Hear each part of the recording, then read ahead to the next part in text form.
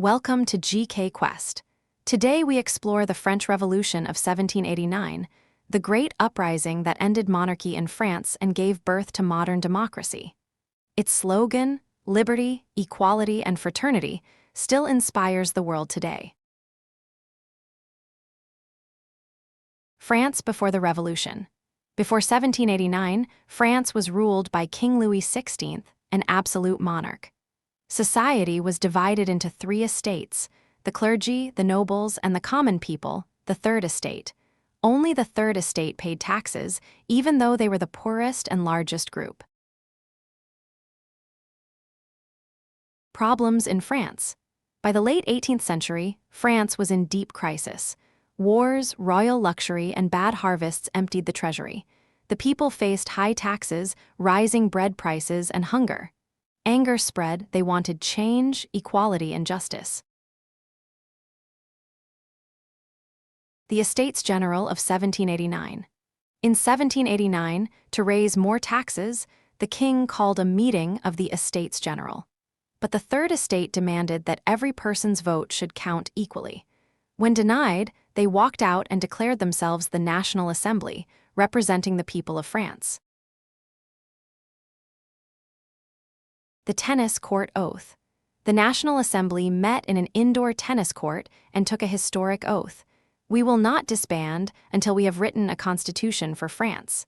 This moment marked the true beginning of the French Revolution.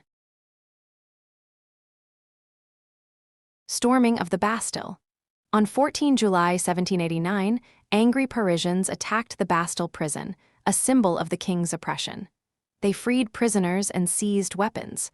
The event became the symbol of freedom and people's power, and today, Bastille Day is France's national holiday.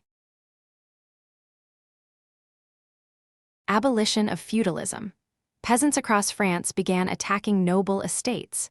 In response, the National Assembly abolished feudal privileges, no more taxes by birth or unpaid labor for nobles. This ended centuries of inequality, and the old regime collapsed. Declaration of the Rights of Man and Citizen. In August 1789, the National Assembly adopted a new document, the Declaration of the Rights of Man and Citizen.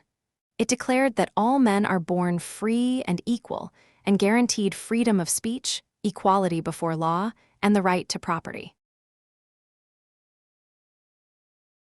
France becomes a constitutional monarchy. In 1791, a new constitution limited the powers of the king. France became a constitutional monarchy.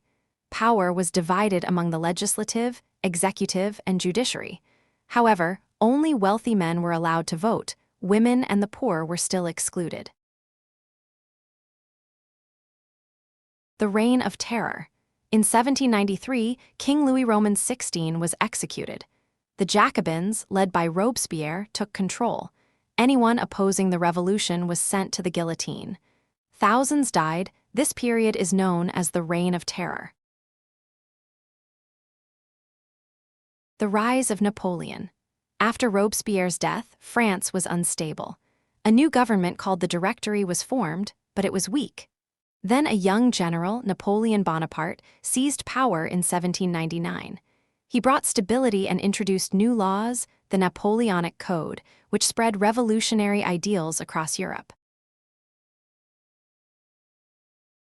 Impact of the French Revolution. The French Revolution ended monarchy and feudalism. It inspired revolutions in other parts of Europe and the world. It introduced the modern ideas of citizenship, equality, and democracy. Even today, those values guide governments and constitutions globally. Conclusion. The French Revolution lit the torch of liberty, a spark that still guides every democracy today.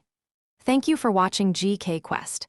If you enjoyed this lesson, don't forget to like, share, and subscribe for more chapters from NCERT history, made simple, clear, and complete.